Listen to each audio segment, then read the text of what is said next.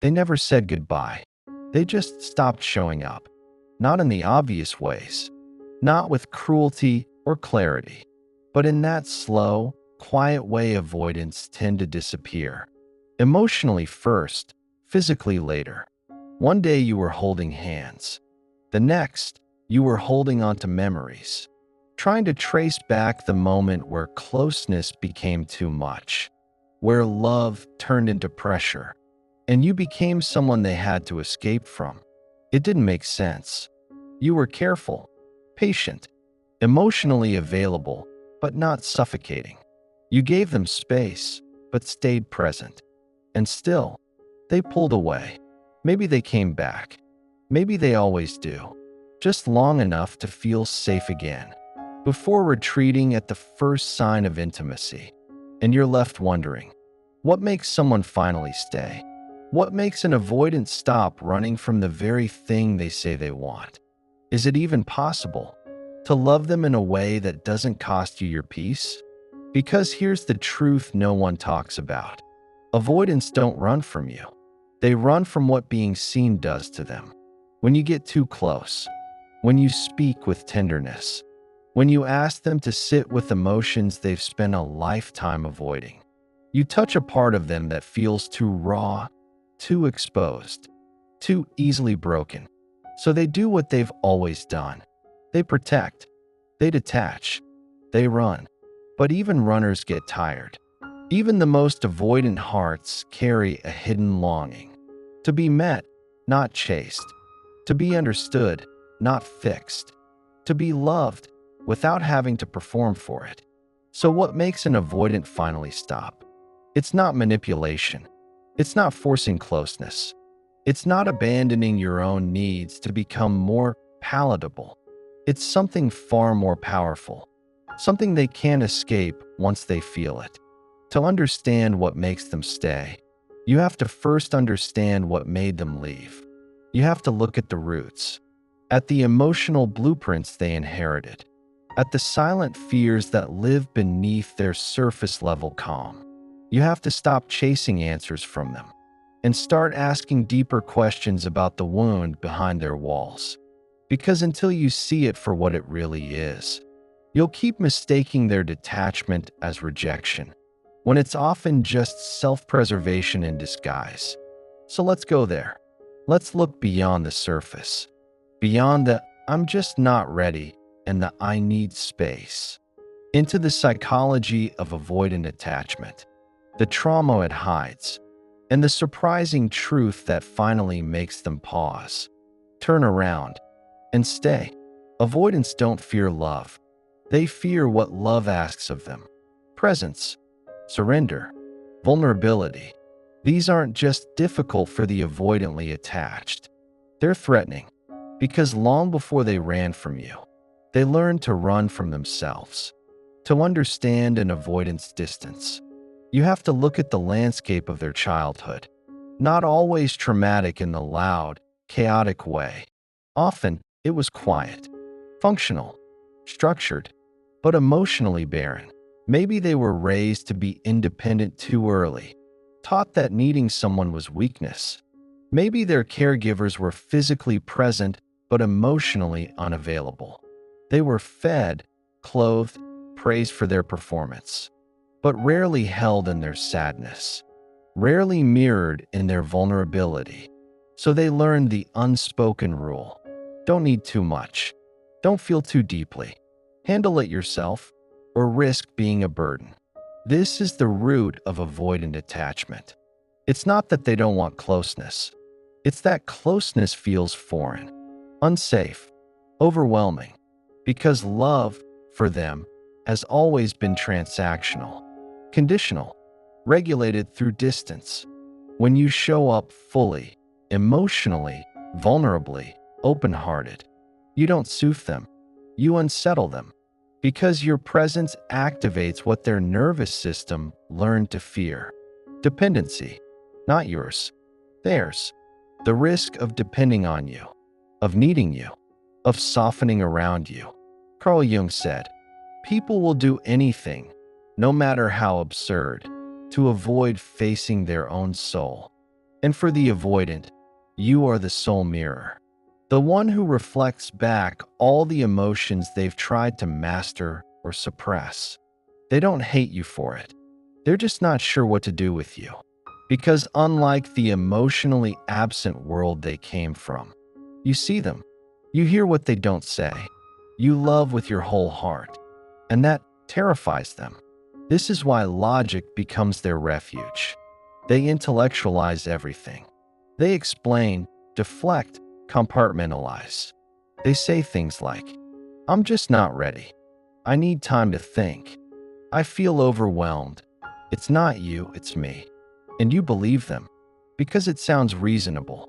But underneath the reason is a wound that says, I don't know how to stay present with intimacy because it was never safe for me to feel it. And this is where most people get stuck. You keep showing up. You think that if you just love them harder, softer, longer, they'll stop running. But here's the hidden truth. Avoidants don't stop running because you chase slower. They stop running when something within them breaks the old contract. The one that says love equals suffocation. That connection equals danger. That being seen means being shamed. Until that contract is broken, they'll keep seeking love in theory, but avoiding it in reality. And no amount of your tenderness can rewrite the beliefs they haven't questioned yet. So the root isn't you.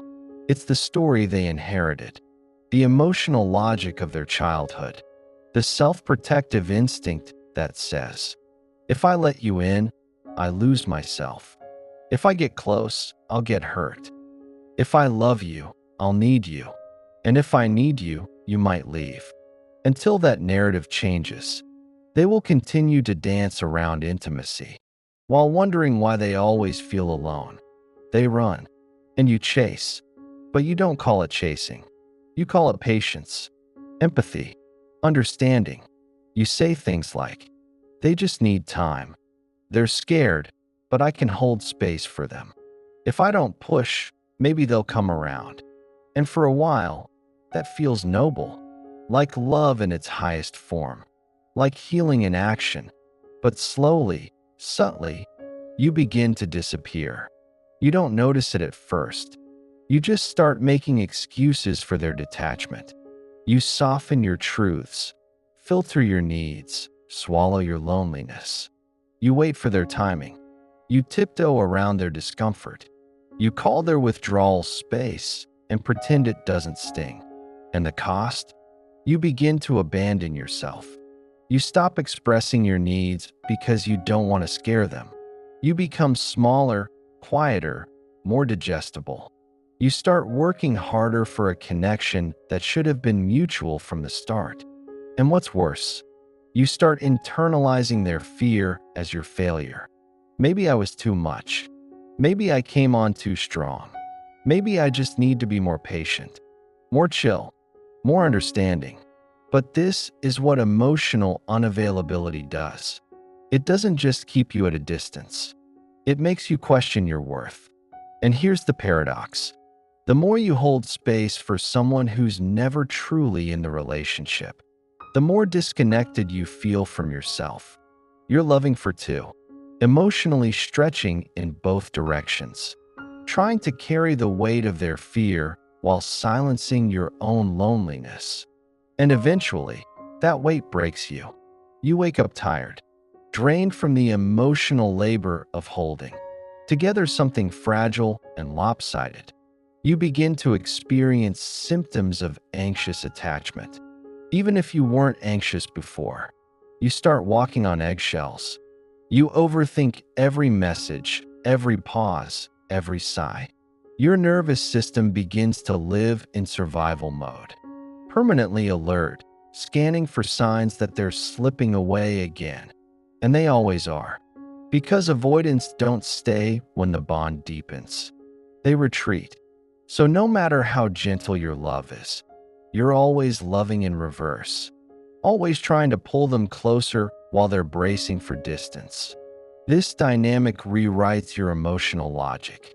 You start believing that love always feels like chasing, that closeness always ends in withdrawal, that the more open you become, the more likely you are to be left. And that belief, it's dangerous because it teaches you to distrust your own emotional truth. You stop asking, is this love healthy? And start asking, how can I become more tolerable to someone who fears intimacy? But love that requires you to shrink is not love. It's self-erasure. And here's the most painful consequence. You stay not because you feel secure, but because the dynamic mirrors something familiar, something buried deep in your emotional memory. A childhood where love was inconsistent, where connection felt like chasing, where you had to earn attention by becoming easy to love. So you fall into the same emotional loop, overfunctioning, overgiving, overanalyzing. And every time they pull away, you stay longer, try harder, love deeper, not realizing that you're repeating a pattern, not building a bond. The real wound isn't that they're avoidant.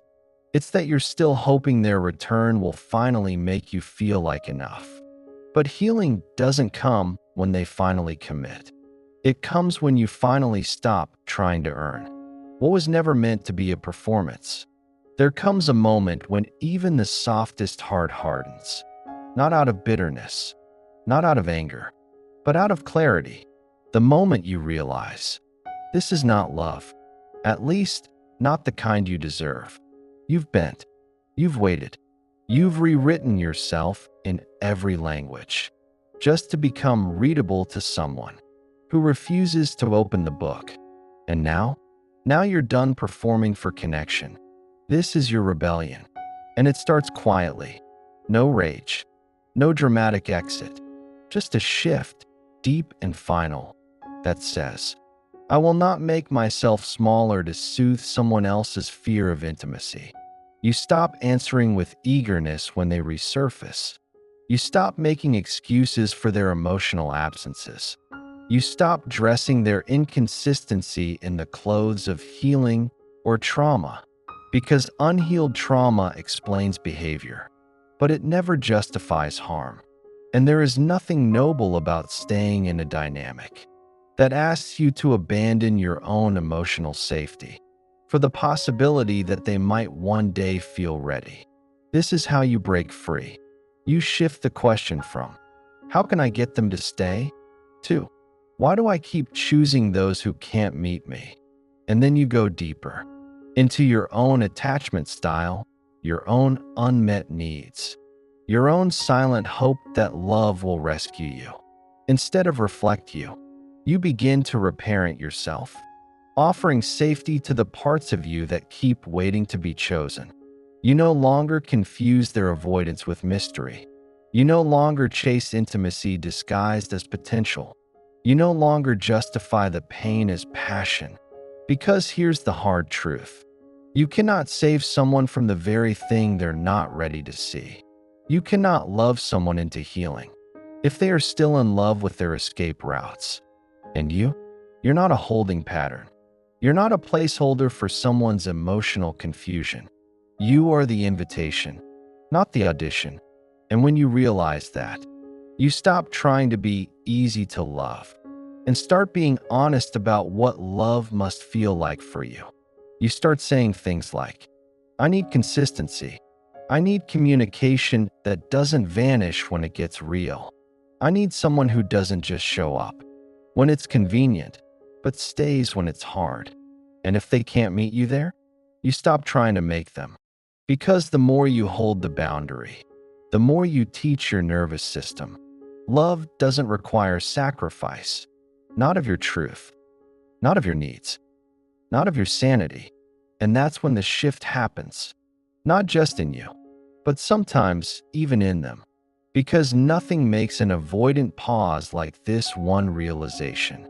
You are no longer willing to chase them. And when the chase ends, the silence becomes deafening, not for you, but for them. Because for the first time, they are alone with the very fear they've always tried to outrun. And whether or not they return, you've already reclaimed the most important thing of all, yourself. They don't stop running because they're convinced. They stop because something in them finally feels safe, not managed, not manipulated, not emotionally analyzed or therapized, but seen in a way that doesn't require performance. Because here's the truth: avoidants aren't heartless, they're guarded. They're not incapable of love. They've just been taught to fear what love requires. Every step closer feels like surrender. Every vulnerable moment feels like danger. They grew up in environments where needing others meant risking abandonment, or worse, shame. So they built lives that run on control, self-sufficiency, distance. And when someone like you enters, open, available, emotionally grounded, you don't soothe them. You challenge everything they've used to survive. But if they ever stop running, if they ever stay long enough to look you in the eyes when the walls fall down, it's not because you changed your strategy. It's because they changed their story. The story that said, I can't be close and still be free. If I depend on you, I'll lose myself. Vulnerability equals weakness. That story, it starts to unravel the moment they meet someone who refuses to play the game, who doesn't chase, doesn't control, doesn't collapse trying to hold them together. Someone who holds their own emotional center. And that someone might be you. After you've finally reclaimed yourself, avoidants don't stop running because you ran after them harder. They stop when they realize they can stay without disappearing. That love doesn't have to be a threat. That they can exist in intimacy without being consumed. And this realization, it doesn't come from pressure. It doesn't come from perfection. It comes from resonance. From the quiet power of being with someone who is emotionally sovereign. Someone who no longer needs them to stay, but chooses themselves if they don't. The deepest truth is this: you don't get an avoidant to stay by becoming more lovable. You don't heal them by shrinking. You free them, and yourself, by becoming the one thing their fear can't control. Whole. Because wholeness doesn't chase. Wholeness doesn't plead. Wholeness doesn't wait at the edge of someone's avoidance, hoping to be let in. It becomes a mirror. And sometimes, just sometimes, that mirror is so calm, so rooted, so undeniable, that even the runner stops. Not because they're ready, but because for the first time, they feel something stronger than fear. Recognition. Recognition of love that doesn't demand. Recognition of safety that doesn't smother. Recognition of a presence that says, you're free to stay, and I'm free to walk away if you can't.